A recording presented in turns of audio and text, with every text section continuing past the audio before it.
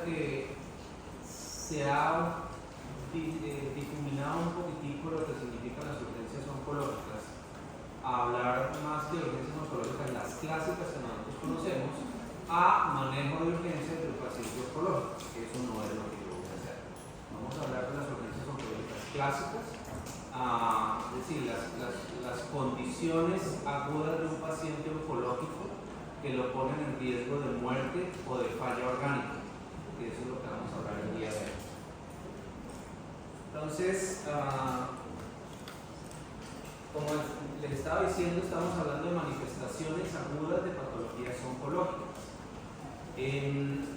que se presentan usualmente o se llegan al servicio de urgencias, aunque el hecho de que en oncología por lo menos cada vez más se maneja el paciente de manera ambulatoria y la hospitalización es justamente las situaciones de urgencia, estas condiciones se pueden empezar a manifestar desde antes, desde la parte ambulatoria. Pero digamos que la gran mayoría de estas condiciones ustedes la van a ver en un paciente de urgencias o en un paciente hospitalizado. Se puede presentar en diferentes momentos de la enfermedad. En la gran mayoría de casos puede ser la manifestación inicial de la enfermedad. Es decir, llega un paciente de urgencias con una falla renal, le encuentran que tiene un ácido úrico elevado, resulta que está haciendo un análisis tumoral, tiene una hiperkeratosis y resulta que tiene una leucemia linfoide aguda. En algunas situaciones pueden ser manifestaciones o efectos secundarios del tratamiento oncológico. Digamos que el caso más frecuente es la neutropenia febril. La cuestión es que clásicamente se ha dicho que las urgencias oncológicas, esto tiene un asterisco muy grande, son indicadores de mal pronóstico. ¿Por qué digo asterisco? Porque eso depende también de qué tipo de patología neoplásica tengamos. Es decir, una cosa es el paciente hematológico, que por ejemplo una leucemia aguda o un mieloma múltiple se manifiesta o se hace el diagnóstico usualmente de manera hospitalaria, y otra cosa es el paciente con tumores sólidos. Pero también hay que tener en cuenta, y esto no encontré ninguna actualización en cuanto a estadísticas, que el tratamiento en oncología ha cambiado mucho en los últimos 2, 3, 5 años. O sea que clásicamente se ha dicho que las urgencias en oncología, o las urgencias oncológicas, perdón, son marcados de mal pronóstico, pero eso puede cambiar en el tiempo más adelante. En cuanto a tumores sólidos, se describe que 30% de los pacientes, es decir, casi una tercera parte, que se presenten con una urgencia oncológica van a tener enfermedades metastásicas. Es un marcador también de una enfermedad avanzada, la gran mayoría de las veces. Y se puede manifestar de una manera muy diferente en cada caso. Pueden ser síntomas generales, un paciente que le llega a un servicio de urgencias que está con estreñimiento, con cambios del estado mental, o un paciente que llega convulsionando al servicio de urgencias, o un paciente que de pronto llega sangrando al servicio de urgencias. Digamos que en cuanto a las descripciones del origen, la gran mayoría que vemos entre urgencias empieza por este lado. Yo no tengo un diagnóstico oncológico, es decir, yo tengo un paciente que me llega a un servicio de urgencias con una manifestación, puede ser no clara de algo en especial, si resulta que tiene un cáncer por detrás. Los síntomas paraneoplásicos, no me voy a centrar mucho en síntomas paraneoplásicos porque primero son cosas muy extrañas ya, y segundo son condiciones que requieren un manejo mucho más especializado y especialmente necesitamos un diagnóstico mucho más preciso. Entonces, síntomas paraneoplásicos como la secreción inapropiada de H o síntomas parasitarios no lo voy a sacar aquí. Las alteraciones estructurales, si bien es cierto, voy a dar un paso somero por eso, pues lo habíamos hablado antes de la charla, son síndrome de la cava superior, compresión medular sobre todo. Se han metido también otras condiciones que son patologías más o condiciones más quirúrgicas, como por ejemplo obstrucción intestinal, obstrucción de vía urinaria, que son consecuencia del bulto tumoral que está haciendo compresión de unas estructuras. Aquí, por ejemplo, lo que les está diciendo, están hablando aquí como el manejo de urgencias del dolor. Pues, obviamente el dolor es una urgencia, pero digamos que no hace parte de lo que llamamos nosotros una urgencia oncológica como clásicamente se ha descrito. Y están las complicaciones de tratamientos citotóxicos, complicaciones de terapias dirigidas, y digamos que en este cuadro meten los síntomas paraneoplásicos como lo que llamamos nosotros, que llamamos cáncer. Aquí es una lista diciendo, venga, de todos los pacientes que llegan por urgencias, este porcentaje es el que hacemos diagnóstico urgente o urgente de la patología oncológica. O sea, no es un número despreciable. Obviamente hay patologías que siempre se van a hacer el diagnóstico de manera hospitalaria. Las leucemias agudas no se hacen el diagnóstico por la vía ambulatoria. El paciente llega urgente por una... Yo siempre digo a los pacientes, usted está sano hoy y mañana está enfermo. O sea, así son las leucemias agudas. Entonces es casi imposible, aunque nada en medicina es imposible, que una persona se le dé un diagnóstico de una leucemia aguda de manera ambulatoria.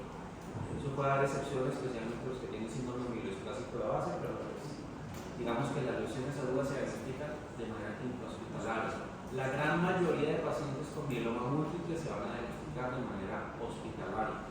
Digamos que si usted ve el patrón que estoy hablando, casi todas las patologías que tienen un diagnóstico más hospitalario son hematológicas, las oncológicas no tanto. Pero si ven en la lista de que todos los pacientes, o qué porcentaje de pacientes se van a diagnosticar de manera emergente en un servicio de urgencia o hospitalización.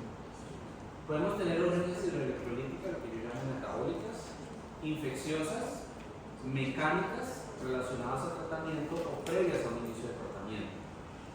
Dentro de estas vamos a hablar primero de las metabólicas, que es lo que más me interesa que tengan más claro y lo que más me gusta ver a mí. El síndrome de lisis tumoral es una urgencia oncológica de origen metabólico hidroelectrolítico. En resumidas cuentas, lo que pasa es que usted tiene un volumen tumoral que por la razón que sea por tratamiento, o sea por volumen, o sea por tasa de replicación alta, empieza a destruirse las células de manera masiva. Y esa destrucción celular lo que hace es liberar componentes intracelulares a la circulación. Dentro de ellos los más importantes es el potasio. El potasio es un ion intracelular prácticamente. De modo que la liberación masiva de potasio pues tiene consecuencias tanto esqueléticas como cardiológicas, sobre todo alteraciones del ritmo cardíaco y muerte. También liberación de fósforo, de calcio, pero en mucho menor, aunque el calcio sintético está prácticamente confinado al componente óseo, entonces no es, y es una de las características que yo siempre corcho a los médicos cuando me dicen que tengo un paciente de lisis tumoral, le pregunto cuánto tiene el calcio, está normal, no es una lisis tumoral, o está alto, no es una lisis tumoral, porque la reserva de calcio está en el hueso, no en el componente intracelular, y por definición el síndrome de lisis tumoral tiene hipocalcemia. ¿Listo? Entonces está el ácido úrico, que es la degradación de las purinas, de los ácidos nucleicos, que es la vía final de degradación que tenemos los seres humanos para la degradación de ácidos nucleicos. Entonces finalmente lo que termina produciendo a través de las antioxidasas es ácido úrico. Entonces el problema es porque el potasio es un ion intracelular que está liberado masivamente. El problema es porque el fósforo también es intracelular, pero tiene otra particularidad, y es que se une con el calcio formando fosfato cálcico, y esto se deposita en tejidos y en los túbulos renales. Y el ácido úrico, que es una sustancia insoluble en medio ácido, por lo tanto se cristaliza y se deposita en los túbulos renales, finalmente produciendo falla renal. Es un evento mucho menos frecuente en tumores sólidos. Por eso en oncología no es frecuente que yo me encuentre pacientes con síndrome de lisis tumoral. Si bien es cierto, hay tratamientos que pueden resultar en una destrucción masiva de células tumorales, tienen que meterse en la cabeza que no es muy frecuente. ¿Por qué lo digo? Porque frecuentemente en el hospital también me encuentro con gente que no tiene cáncer de mama, tiene un síndrome de lisis tumoral. No es lo que no pueda pasar, pero realmente no es nada frecuente. Eso se ve más en patologías hematológicas, porque son patologías de alta replicación, como por ejemplo las leucemias agudas, como por ejemplo los linfomas de alto grado. Entonces, de hecho, las patologías hematológicas pueden producir una lisis espontánea, es decir, llega y por el volumen tumoral, la hipoxia que produce el crecimiento rápido, se mueren de manera espontánea. No ha tenido ninguna necesidad de intervención médica para que haya una lesión tumoral espontánea. También es muy frecuente en este mismo tipo de tumores que yo empiezo tratamiento y el tratamiento puede ser tan sencillo como ponerle prednisona y hacer una lesión tumoral. En cuanto a tumores oncológicos o patologías sólidas, tienen que ser tumores altamente sensibles al tratamiento, con un tratamiento altamente efectivo, alta replicación y alto volumen tumoral. Entonces, ya me he adelantado esto, se rompe la célula, libra sobre todo potasio, fósforo y ácidos nucleicos, produce hipercalemia, hiperfosfatemia, hipocalcemia secundaria en una injuria renal aguda, que puede terminar en diálisis, puede terminar en una enfermedad renal crónica si no trabajamos, si no hacemos las cosas a tiempo. Principal complicación de la hipercalemia es arritmias. También la hipocalcemia puede favorecer arritmias, especialmente la hipercalemia de arritmias ventriculares. La injuria renal aguda por hiperfosfatemia, por depósito de fosfato cálcico y hiperuricemia. Digamos que el orden de aparición que se describe es que obviamente lo que primero se empieza a manifestar es la hipercalemia porque es inmediata. Segundo, la hiperfosfatemia y los depósitos porque tiene que haber la unión de calcio y fósforo. Y lo último que va a aparecer casi a las 72 horas es la hiperuricemia, porque primero hay que sacar los ácidos nucleicos, degradarlos y formar ácido úrico. Digamos que esto es un esquema, es viejo pero sigue siendo relevante. Entonces, se hace el análisis de la célula, se libera ADN, entonces las citirinas terminan por la vía de la santina, liposantina, ácido úrico que es insoluble en medios ácidos, por eso se deposita en el riñón. El fósforo, que finalmente lo que hace es que el calcio depositarse, el potasio, pues no necesita explicación de qué pasa, y algunas otras citoquinas son componentes inflamatorios que empeoran el proceso. ¿Qué tiene que hacer uno? Cuando se enfrenta, primero, lo ideal es prevenirlo, porque como estoy diciendo, muchos de los pacientes que presentan lesión tumorales post-tratamiento, entonces uno tiene que prevenir en qué situaciones o actuar antes de que aparezca la lisis. ¿Cómo se hace esto? Evaluación de riesgo. Entonces, hay diferentes escalas, pero la de Cairo la que usamos hasta el momento, que es clasificar las patologías de alto riesgo primero, definir de esa patología si está en un alto riesgo en este momento y actuar de manera acorde a la situación. Hay otros factores adicionales, que esto no lo describe la clasificación del Cairo, que es el tipo de tumor, que los hombres adultos tienen mayor riesgo de presentar lisis tumoral. Obviamente las personas que tienen una disfunción renal previa tendrán mayor riesgo de deterioro de la función renal. También las personas que tienen un ácido úrico elevado previo a todo este proceso, o sea que de cierta manera está mostrando que tienen un daño renal previo. Aunque esta hematología me parece más práctica para clasificar qué condiciones son de alto riesgo y qué condiciones no. Fíjense que en los tumores sólidos se describe clásicamente estos tres. Los neuroblastomas, que afortunadamente son más de pediatría, los tumores de células germinales y el cáncer de célula pequeña pulmonar. Ahí nos están nombrando cáncer de colon, cáncer de mama, cáncer de vejiga, melanoma, porque esos son usualmente tumores de alto crecimiento, de rápido crecimiento, y que usualmente tienen una terapia que es muy efectiva y que va a hacer la destrucción del tumor rápidamente. Entonces, si nos detenemos, ¿qué nos están diciendo? Leucemia linfótica aguda. Volumen tumoral. ¿Cómo hablamos de volumen tumoral en leucemia? El recuento de glóbulos blancos. Lo mismo en leucemia y leucemia linfótica porque está disminuyendo. O sea, si tiene un recuento alto de glóbulos blancos, ya se considera alto riesgo. O tengo un recuento relativamente bajo, pero tengo una LDH elevada por 2,3 veces por encima del valor normal. No, sí. Lactato acidorenasa.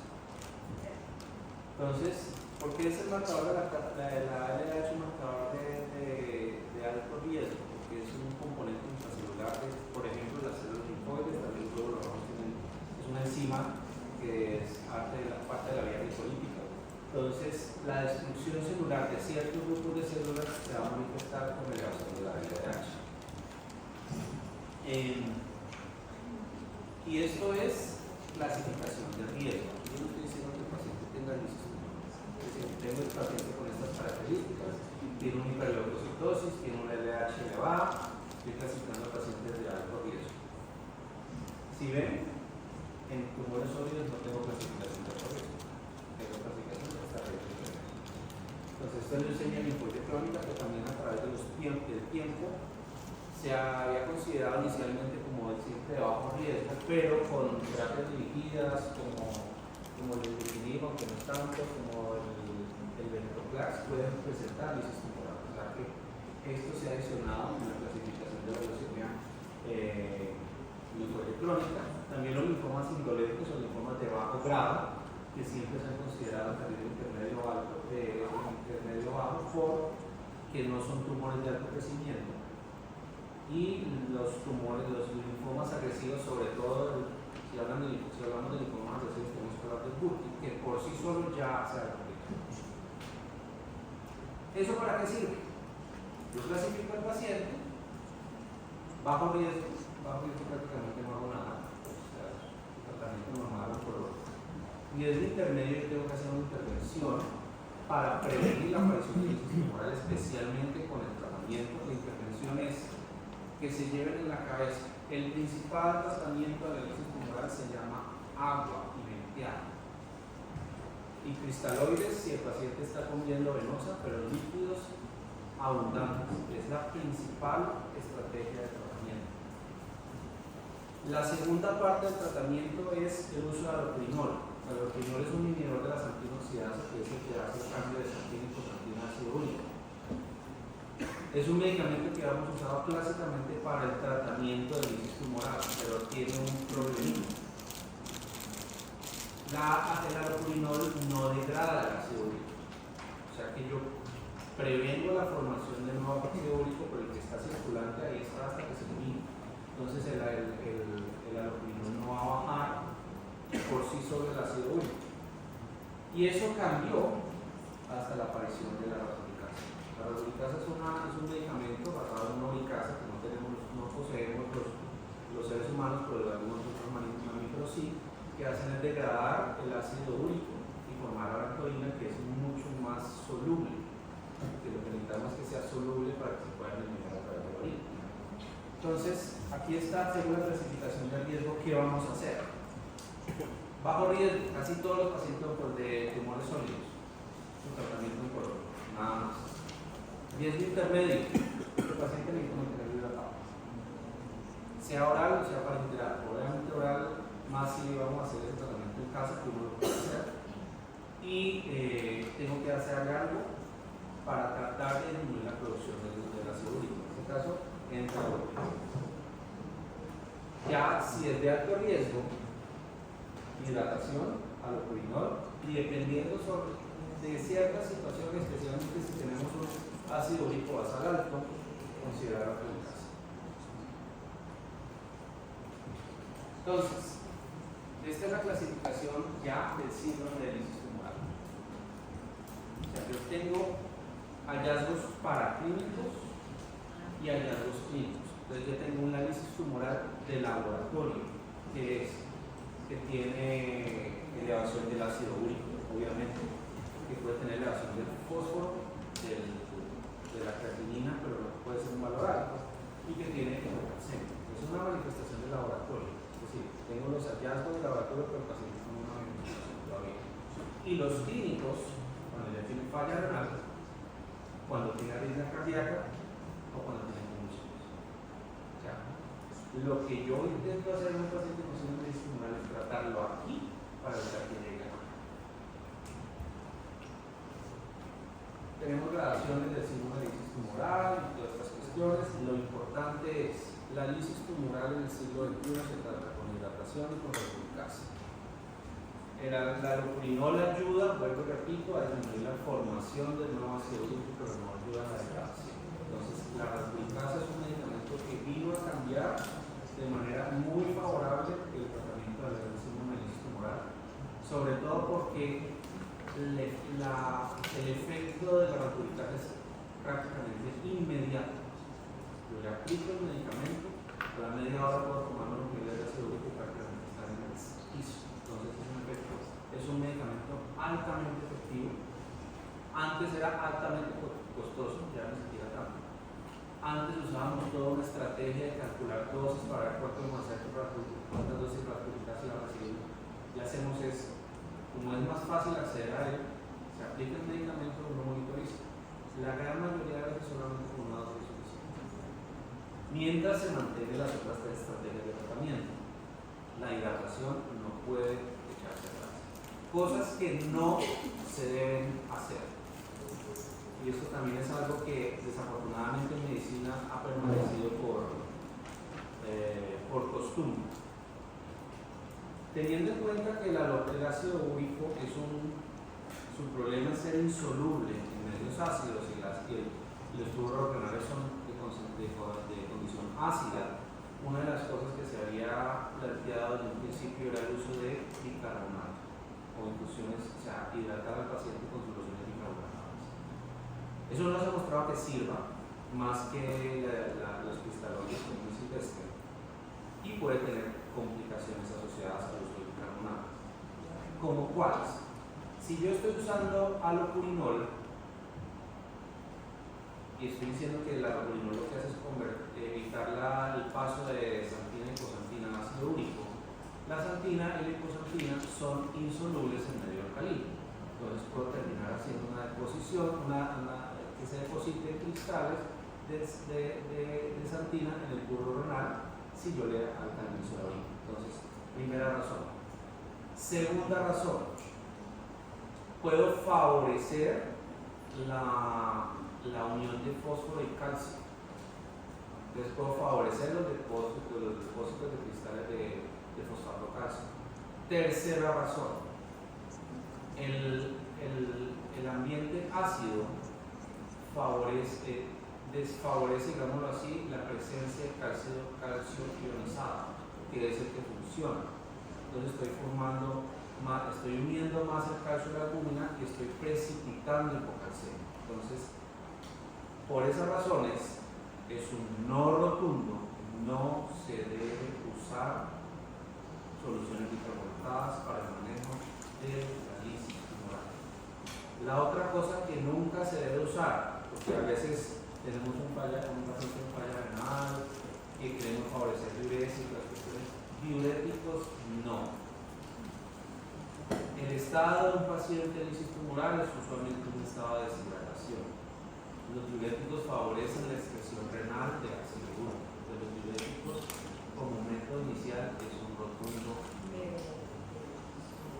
Tercera cuestión, es una condición en que el médico, el clínico y el nefrólogo tienen que tener unos niveles bajos, un umbral bajo para ayudar al paciente a diálisis. Es decir, yo hago todas las medidas, lo tengo el paciente hidratado, le estoy en la reductasa, el potasio no mejora fácilmente, el ácido úrico no baja fácilmente, métalo a diálisis de manera temprana. Y eso puede ayudar a salvar el niño. Entonces, es una condición que, si se necesita, hay que llevarlo a diálisis de manera temprana. Es una enredo de la misma cuestión, pero que es prácticamente lo mismo. Clasificación. La clasificación sirve para prever la lisis tumoral, ya una vez tratamiento, inicio del tratamiento.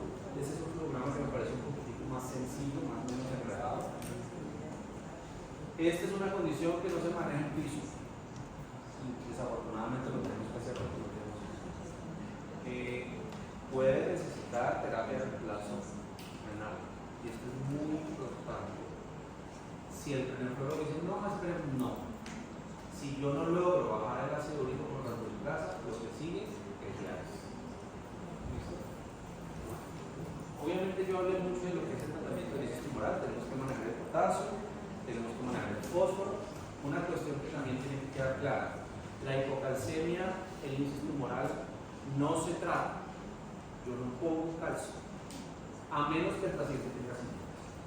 Si yo pongo calcio en una persona que está en lisis tumoral, lo que hace es favorecer la unión de calcio y fósforo y depósitos de estos en tejidos y en túbulo renal. Entonces, la hipocalcemia, en esencia, prácticamente el lisis tumoral, no se trata. Entonces, cerrando la lisis tumoral, seguimos con la hipercalcemia maligna. Pues, el nombre prácticamente está diciendo lo que está pasando. Es una cantidad de calcio excesivo relacionado a una neoplasia maligna. De un 10 o un 30% de los pacientes pueden presentarse con esto como hallazgo inicial. Muchos hematológicos, pero algunos de tumores sólidos. Lo que está mostrando es una formación de la resorción anormal de hueso, es decir, por ejemplo, pacientes que tienen metástasis óseas masivas pueden presentar esto solamente por la movilidad del calcio o la destrucción ósea. Por eso 20% está relacionado a metástasis óseas, y siempre se ha considerado la hipercalcemia maligna un marcador de mal pronóstico para los tumores sólidos.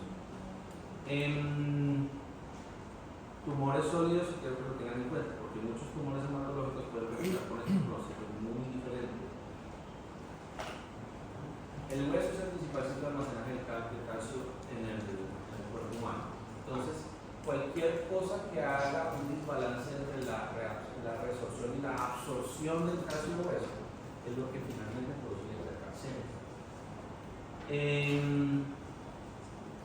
Para hablar de manera más específica de la causa de por qué se produce hipercalcemia en algunos pacientes con tumores sólidos o tumores hematológicos, digamos que hay tres grandes.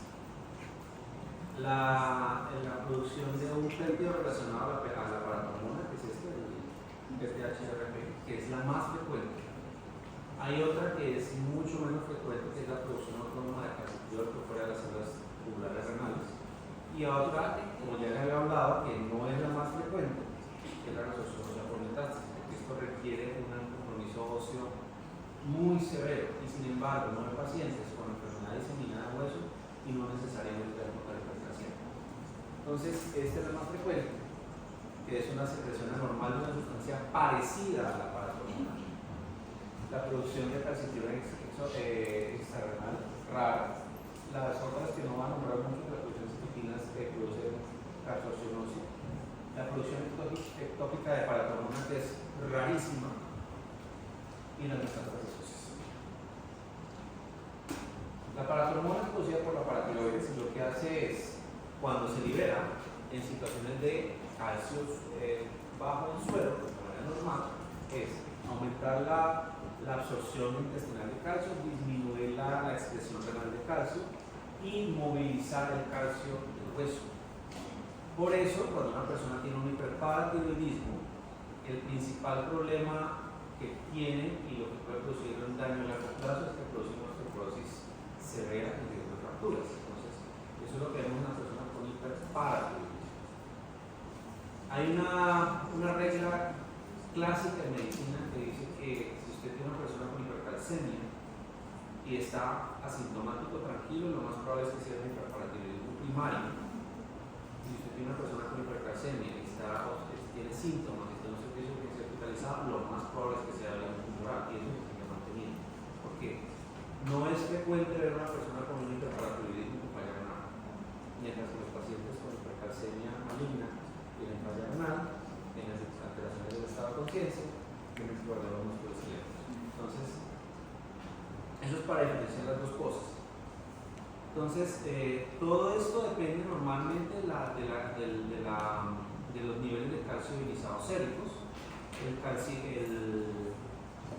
calcitriol también es una sustancia reguladora que aumenta la reabsorción intestinal de calcio y disminuye la excreción renal de calcio. Y por ejemplo, hormonas contrarreguladoras como calcitonina, que tienen también una posibilidad toxicidad terapéutica en pacientes con hipercalcemia maligna que afortunadamente casi no es necesario. Entonces, la secreción de una sustancia parecida a la PTH es lo más frecuente. Es la causa más común. Es la causa más frecuente tanto en sólidos como en hematológicos. Y se ha descrito básicamente que es más frecuente en tumores tipo escamocelulares que no tienen nada de carcinoma, pero puede presentarse en cualquier tipo de tumor sólido. Lo que hace es que funciona igualito a la paratonoma. Aumenta la absorción renal de calcio, aumenta la absorción intestinal de calcio y moviliza el calcio. Producto final, calcio alto. En estos casos, si uno pidiera niveles de calcitriol, pues el nivel de calcitriol puede estar alto, normal o bajo, porque esto no afecta, no tiene efecto sobre la modulación del calcitriol. La producción anormal de calcitriol, que lo que hace finalmente es el calcitriol se produce por la conversión renal de calcitriol a calcitriol por la 1-hidroxilasa, significa que hay actividad de 1-hidroxilasa en otra parte en el nicho tumoral, y esto siempre está influenciado por la paratormona. Significa que en estos casos tenemos una producción de calcitriol independiente de la paratormona. Esto es más frecuente en patología hematológica. Finalmente lo que hace es aumentar la absorción intestinal de calcio y aumentar la absorción ósea.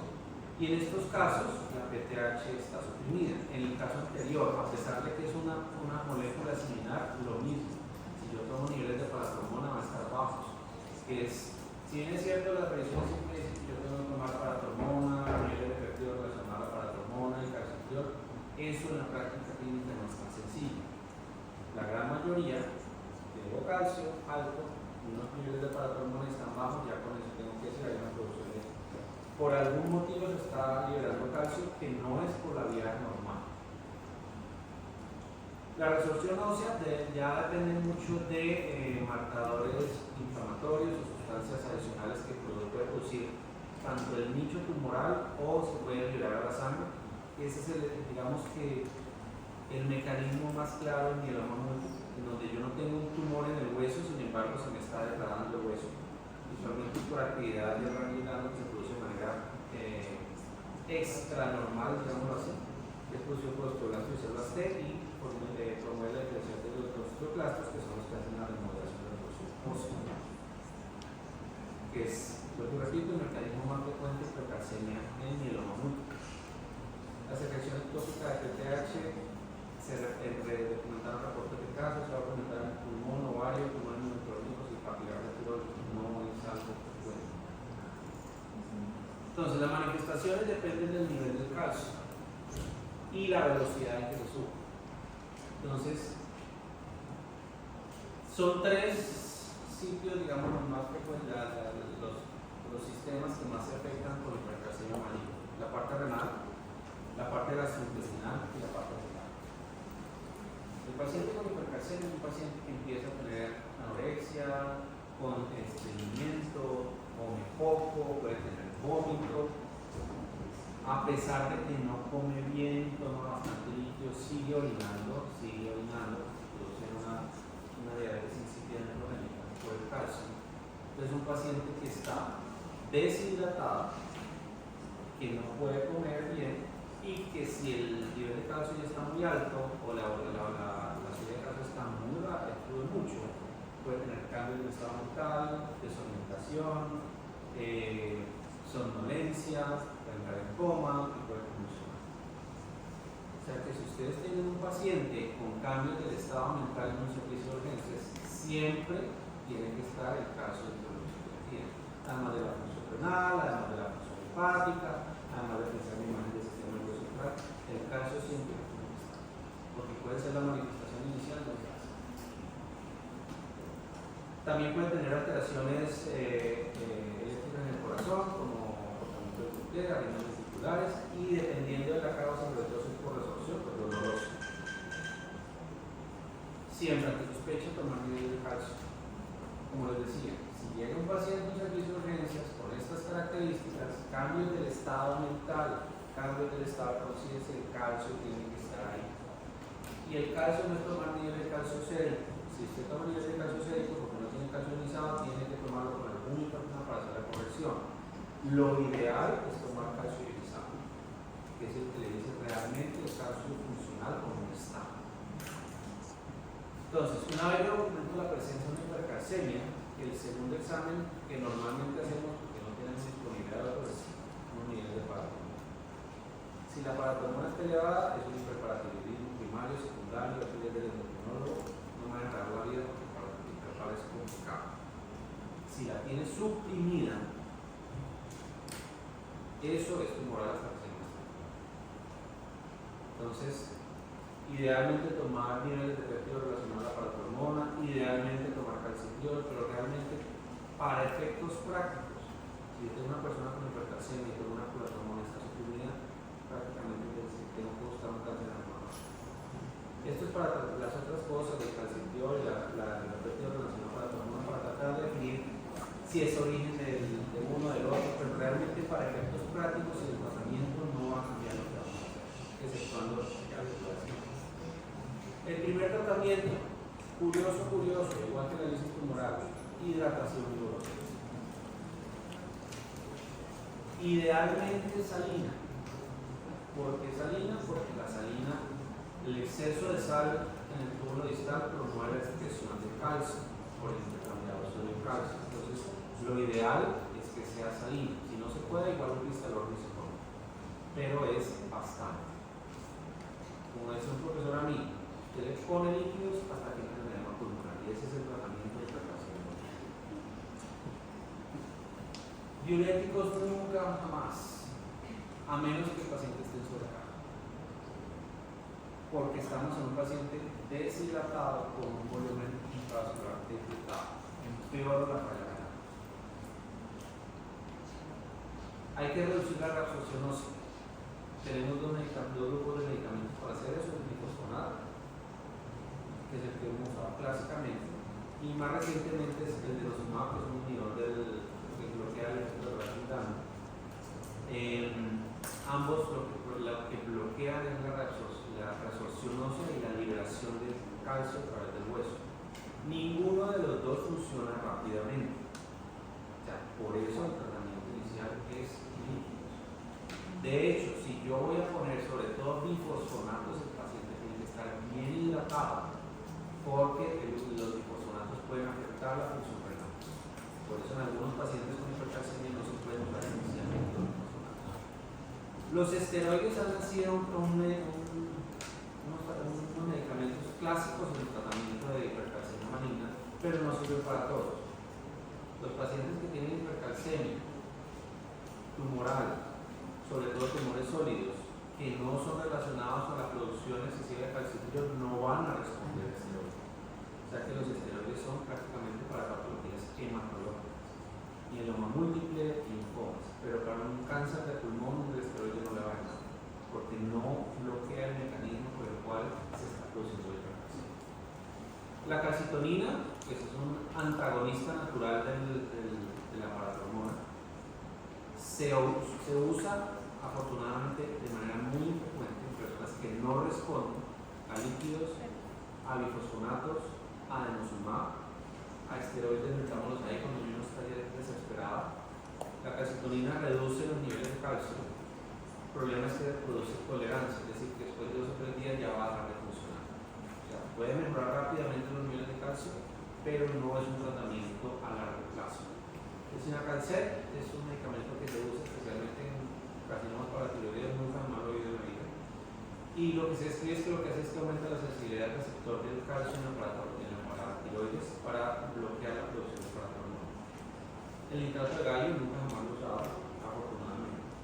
Pero muy importante en los casos de hipercalcemia maligna. Yo hago todo esto acá arriba y llego hasta casi definitivamente no me bajo. Pero otra cosa que tengo que hacer es empezar tratamiento. Si yo no empiezo tratamiento, este ciclo le pongo los líquidos, le pongo el bifosfonato, le pongo el denosumab, mejora el calcio, sale la falla renal, perfecto, muy bonito, al mes está trayendo. Porque si yo no hago tratamiento, el ciclo de la liberación de calcio no se va a solucionar. Me parece un cuadro muy práctico.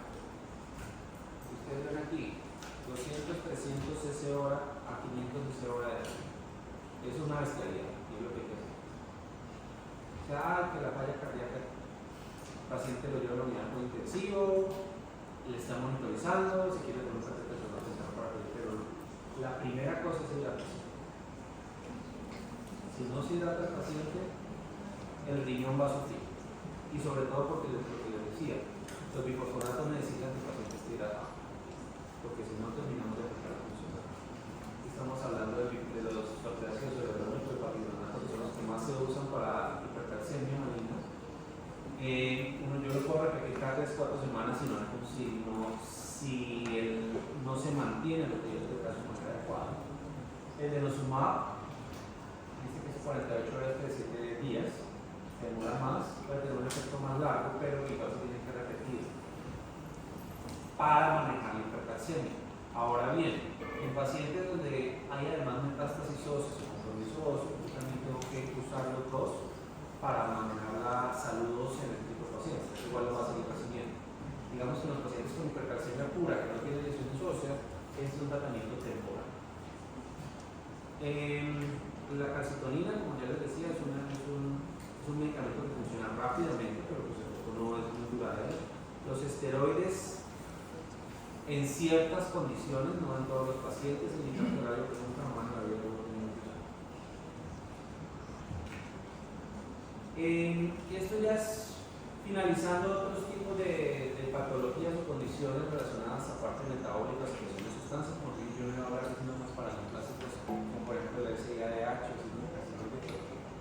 no termino nunca, realmente son patologías, son situaciones muy poco frecuentes, Siempre se ha escrito que estas cuestiones se ven más en tumores de origen pulmonar, cáncer de pulmón metastásico, usualmente también enfermedades avanzadas. Entonces, realmente no me va a centrar en eso, sino que son tumores neuroendocrinos, carcinomas neuroendocrinos que presentan otros síntomas, manifestaciones, diarrea, flush, un montón de otras cosas, pero son condiciones muy raras. A mí me interesa más lo de aquí para arriba.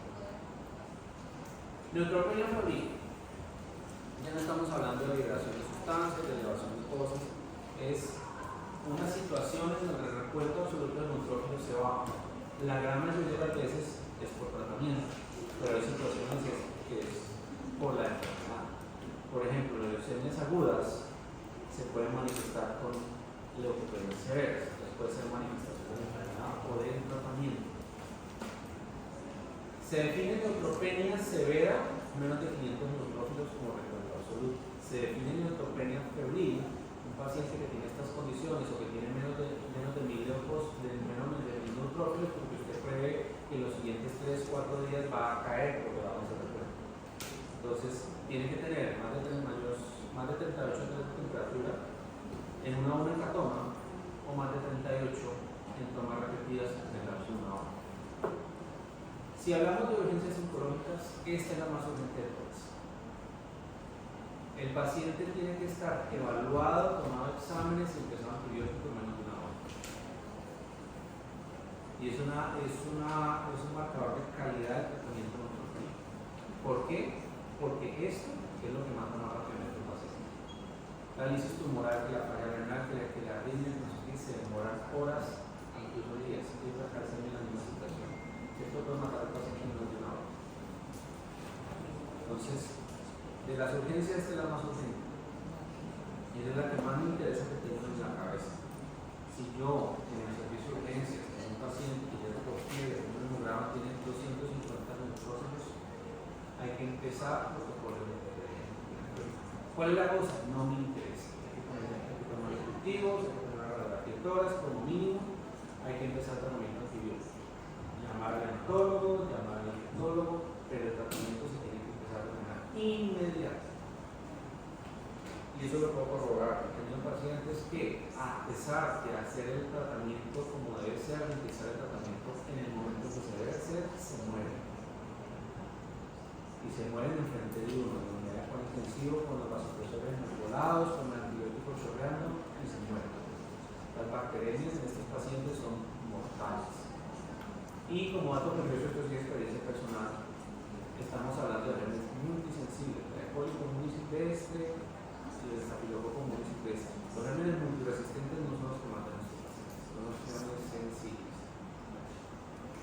La gran mayoría son de flora endógena, usualmente de carácter gastrointestinal, menos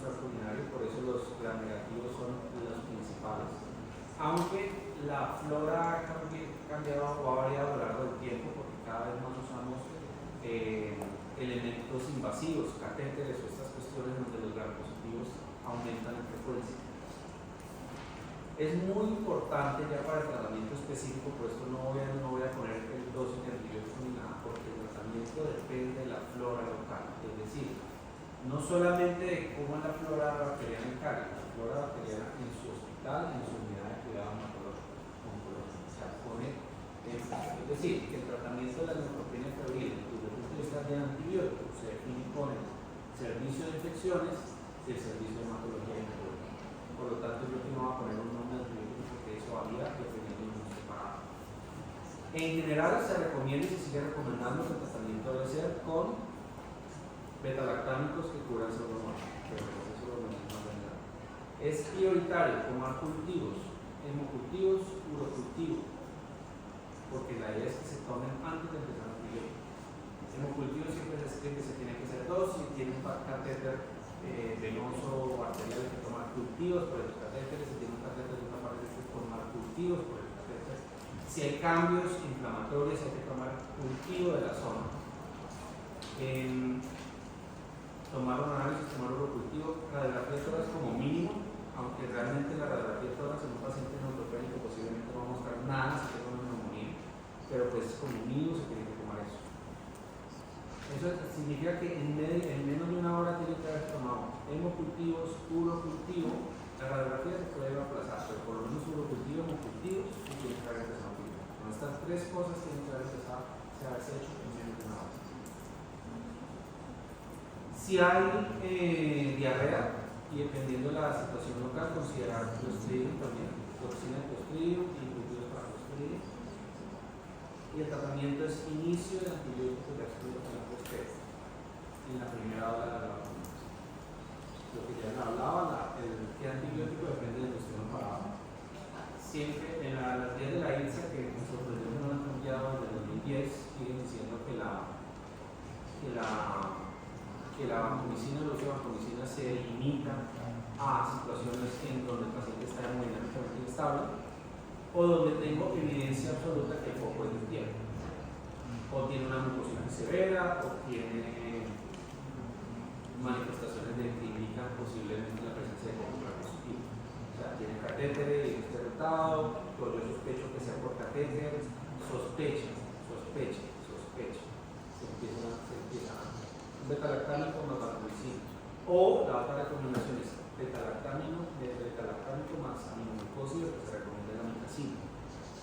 Tanto la micacina como la vancomicina se deben suspender si el resultado de los cultivos no muestra gérmenes que sean tratados con estos medicamentos. Es decir, yo tomo los cultivos, le tomo cultivo de otra parte y no aparece ningún germen reproductivo, la vancomicina tiene que dar.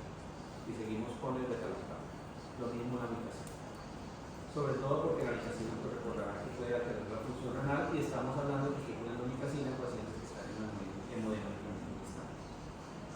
Obviamente todo el manejo como sepsis se maneja igual: hidratación vigorosa, mantener presión media por lo menos de 60-70, en la unidad contención si es necesario si el paciente está séptico, el tratamiento es el mismo que el paciente séptico y cualquier otra situación. La única diferencia es que tengo que empezar antibióticos de manera temprana y oportuna. Pues estos son los gérmenes que más frecuentemente se documentan. Siempre deben estar los gram negativos como principales, sobre todo que siempre se debe pensar en cubrir estos dominios. Aquí está la guía de la INSA, como digo, desde 2010, y no ha cambiado, me sorprendió que estoy revisando en estos días. Uno puede clasificar la neutropenia en severa o muy severa, y también puede clasificar la neutropenia como de intermedio, bajo riesgo y alto riesgo. Las neutropenias de alto riesgo son neutropenias que van a durar más de 4 a 7 días, o sea que prácticamente los pacientes hematológicos o los pacientes con trasplante de médula ósea. ¿Por qué es importante diferenciar ese grupo de pacientes? Porque cuando ya la neutropenia febril dura más de 4 o 7 días, ya se están involucrando otro tipo de gérmenes dentro del repertorio de contactario, son los hongos, las infecciones fúngicas invasivas. No es el objetivo de la charla, por lo menos decir cuando vamos a empezar con la sociedad, por ejemplo, las cuestiones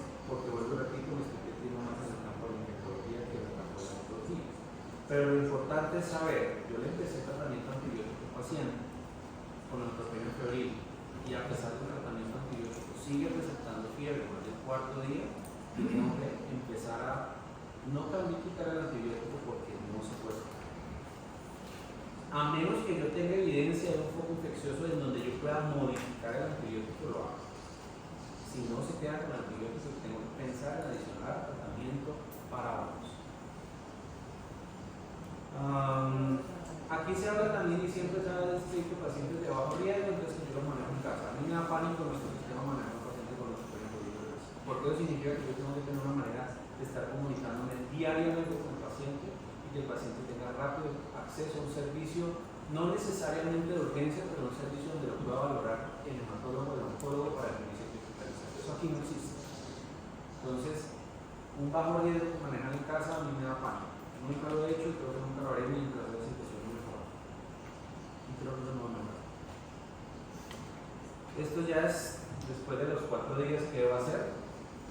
Tomar pedir cultivos para hongos, tomar tomografía de tórax, ahora sí, porque una de las infecciones únicas invasivas que tenemos que documentar es el aspergillus, el aspergillus pulmonar invasivo, que también mata a los pacientes si no siguen el tratamiento rápido. Podemos tener situaciones poco frecuentes, por ejemplo, mucormicosis que desbarata la cara, pero también puede pasar en este tipo de pacientes, aunque es más de pacientes diabéticos y este tipo de pacientes pueden presentar esto.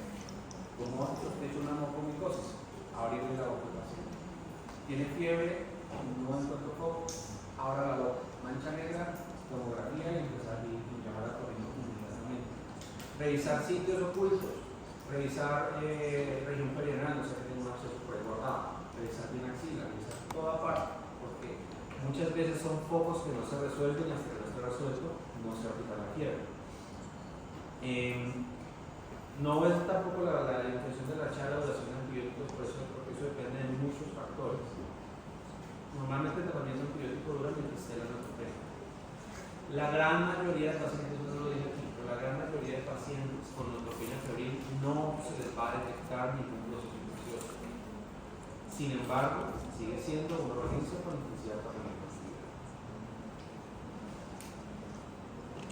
Este me parece también el más práctico.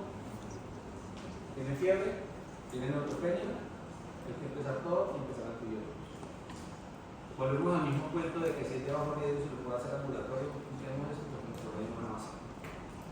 Obviamente si el paciente está séptico se va para la UCI. Si no, eventualmente se puede manejar el piso. No es una necesidad absoluta que un paciente con neutropenia febril se tenga que manejar un equipo intensivo mientras el paciente esté estable.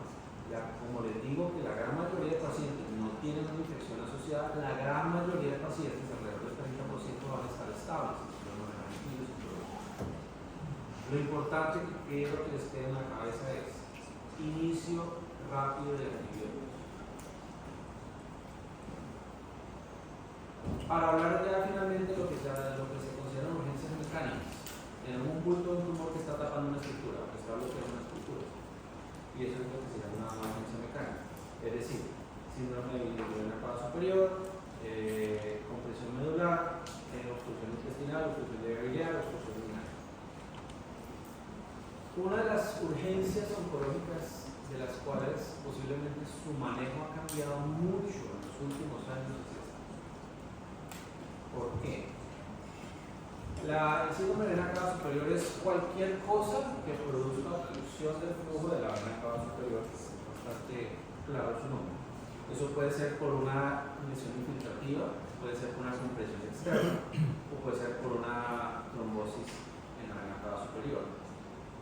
El síndrome de vena cava superior no es exclusivo de pacientes oncológicos, porque yo puedo tener un paciente que tiene un marcapaso y tuvo una trombosis de la vena cava superior y va a tener un síndrome de vena cava superior, igual que un paciente oncológico. O sea que las síndrome de vena cava superior tienen orígenes oncológicos y no oncológicos. Y cada vez más estamos usando dispositivos endovenosos que de origen de características centrales vamos a ver más eso, porque los catéteres se pueden trombonizar.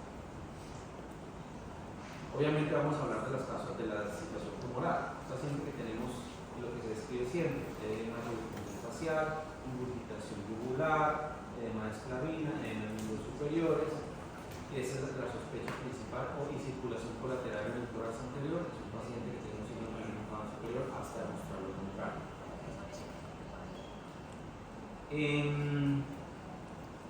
Pues en el cuadro están las causas más frecuentes de compromiso oncológico. Usualmente son tumores intratorácicos.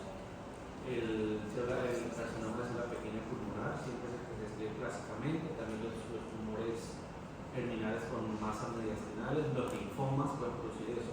Pero por ejemplo, situaciones como me ha tocado un cáncer renal que hace una trombosis tumoral de la vena cava inferior, llega hasta la superior, eso lo he visto, eso también puede pasar.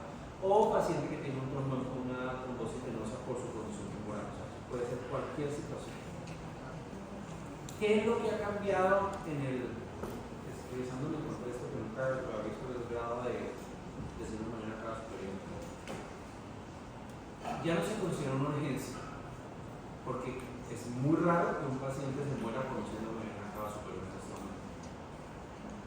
Yo siempre les digo a todos, es una urgencia diagnóstica, porque yo puedo tener un paciente que debuta con un síndrome de vena cava superior sin tener un diagnóstico oncológico.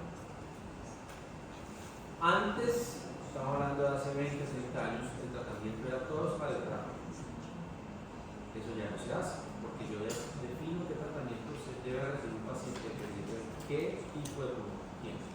Porque hay tumores que son quimiosensibles, como por ejemplo los linfomas, que yo le hago tratamiento con quimioterapia y el síndrome de vena cava se va a resolver. No inmediatamente, pero se va a resolver. Lo mismo el carcinoma de célula pequeña y los tumores terminales son tumores sensibles a quimioterapia donde yo puedo evitar el uso de radioterapia. Y como tú no sé si no es una radioterapia hoy, pero sobre todo en patologías hematológicas se intenta lo más posible evitar la radioterapia, porque la radioterapia al producir esclerosis de las arterias va a limitar la llegada de quimioterapia al tumor si tiene un tumor mediastinal. Preferimos usar radioterapia. ¿Cuál es el tratamiento principal en situaciones de realmente urgencia en este momento siglo XXI? Terapia endovascular. Si tiene un trombo le damos una trombolisis o le pongo un stent o lo que sea, pero el tratamiento, si tenemos un paciente muy sintomático, este es el tratamiento que le resuelve el problema más rápidamente. Porque si no hablamos de los esteroides pueden mejorar la situación de manera temporal, sobre todo si es una patología hematológica, pero luego lo mismo, la primera es el diagnóstico. Doctor, es que se muere el diagnóstico, listo, tómenle la muestra y yo empiezo a ver qué hago. Pero vamos a empezar el tratamiento habiendo tenido un diagnóstico, por lo menos una toma de muestra. Los linfomas con esteroides, usted puede desaparecer un linfoma con esteroides. Y le quitó el diagnóstico y le quitamos cómo es el diagnóstico y le empeoró el diagnóstico. Entonces, siempre que hay que empezar un tratamiento, que siempre la pelea de nosotros en la hematología es, hay que tomen la muestra. No, que tomen muestra, hay que tomar porque es un diagnóstico, porque si no, nos podemos tirar el tratamiento. Porque los esteroides siempre se han usado, así no sea tumor hematológico. La quimioterapia en cierto tipo de tumores, los tumores hematológicos, carcinoma de células pequeñas pulmonares, tumores de células renales.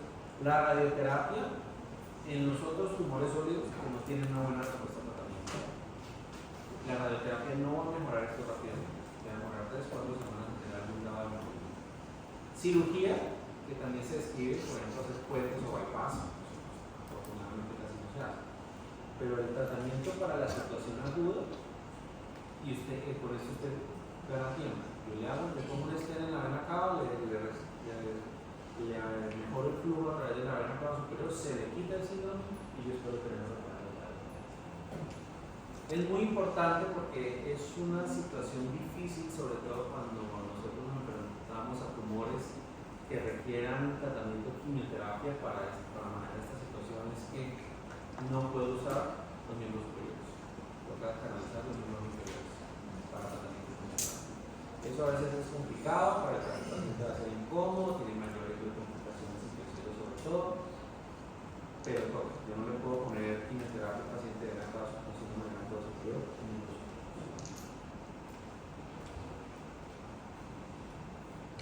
Solamente para dejar como para finalizar las otras en la compresión medular, una masa en la médula espinal que comprime o está produciendo lesiones de médula o radiculares. Es una urgencia oncológica porque si no se resuelve rápidamente el paciente va a quedar con déficit neurológico. Es una pelea porque siempre se considera que es una urgencia quirúrgica. O sea, el tratamiento que resuelve más rápidamente una compresión medular es una cirugía. Empezamos tratamiento con esteroides, hay que hacer imágenes, todas estas cuestiones, hay que llamar a neurocirugía o cirugía de columna, lo que sea que esté.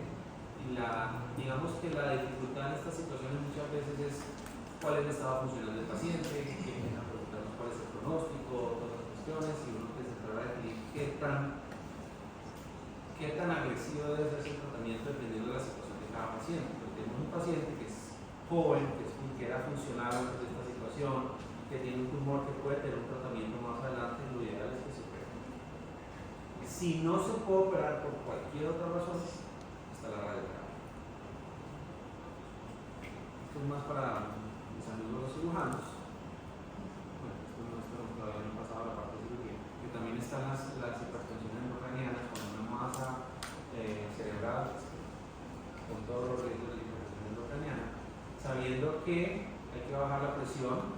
Usamos esteroides, usamos monitor, elevación de la cabecera, manejo de unidad intensivo, y se tiene que hablar por neurocirugía si es candidato a algún procedimiento para mejorar la presión endocraniana, o una derivación, o en algunos casos una resección del tumor. Usualmente en este concurso también se mete la radioterapia y el tratamiento, por lo menos médico, por parte de nosotros básico, tiene que incluir esteroides. Ya para los cirujanos, obstrucciones intestinales, obstrucciones de viabilidad, obstrucciones renales. Las obstrucciones intestinales generalmente es muy difícil de manejar porque pueden haber varias situaciones. El paciente que tiene un tumor, un cáncer de colon está obstruido, pues es relativamente sencillo, o se deriva o se quita el tumor, o las dos cosas dependiendo de la situación del paciente. Pero hay situaciones que nos enfrentamos mucho y muy frecuentemente, que son las pacientes que tienen obstrucciones por carcinomatosis, en donde no hay un sitio de obstrucción como tal, sino toda la parte abdominal está quieta. Eso es cirugía no nada que ver. Finalmente el tratamiento oncológico es poquito que puedo ofrecer. Pero digamos que un paciente puede llegar al servicio de urgencias con un cuadro obstructivo abdominal, tiene que hacerse la investigación diagnóstica de siempre y llamar a cirugía. Si el paciente tiene un diagnóstico de un tumor abdominal, la misma cuestión, tomar estudios, valorarlo por cirugía, que ya nos pasa. Valoración por oncología, primero hay que definir si tiene una indicación quirúrgica antes de que llamar al oncólogo que tiene una obstrucción intestinal. Digamos que para obstrucción de viabilidad y obstrucción urinaria hay situaciones relativamente más sencillas de tratamiento, porque tengo formas de hacer una derivación percutaneas. O sea, poner un catéter en la viabilidad aquí, que salga por acá, o poner un stent en la viabilidad, en una obstrucción urinaria se pone un catéter doble J, o poner una obstrucción, o sea, que son situaciones en donde el oncólogo está mucho más atrás, porque primero tiene que haber una intervención. De pronto nos vemos más abocados en la parte de obstrucción intestinal cuando definitivamente no hay manejo quirúrgico, pero pues digamos que esas son las urgencias mecánicas que se han venido adicionando a lo que se llama las urgencias oncológicas. Vuelvo repito, uno tiene que revisar esto con la literatura más reciente, que es el dolor oncológico, que un montón de cosas que, si bien es cierto, son situaciones donde el paciente va a consultar por urgencias, no es este tipo de situaciones donde rápidamente se les puede comprometer la vida del paciente. La vida o la función. Entonces, con el tiempo, la mejoría terapéutica oncológica se ha mejorado por muchas patologías clásicas. Por lo tanto, cada vez vemos menos esto en un paciente que lleva tratamiento, pero puede seguir siendo la manifestación inicial de cáncer. Vuelvo y repito, si clásicamente se ha descrito como que las urgencias oncológicas son condiciones que definen pronóstico y supervivencia a largo plazo, no sé si eso sigue siendo igual en esta era donde tenemos terapias dirigidas, inmunoterapias, más cuestiones. Pensaría yo que no, pero pues todavía no tengo ninguna estadística. Son un conjunto de condiciones patologías clásicas, desde condiciones metabólicas, condiciones mecánicas, son condiciones que eventualmente rápida y un manejo inicial adecuado. Es decir, casi todas las no mecánicas y manejo de líquidos, solo con esto ya tienen un manejo adecuado. Y requiere un manejo multidisciplinario, no solamente oncología, hematología, sino grupo de cirugía y grupo de unidad de control.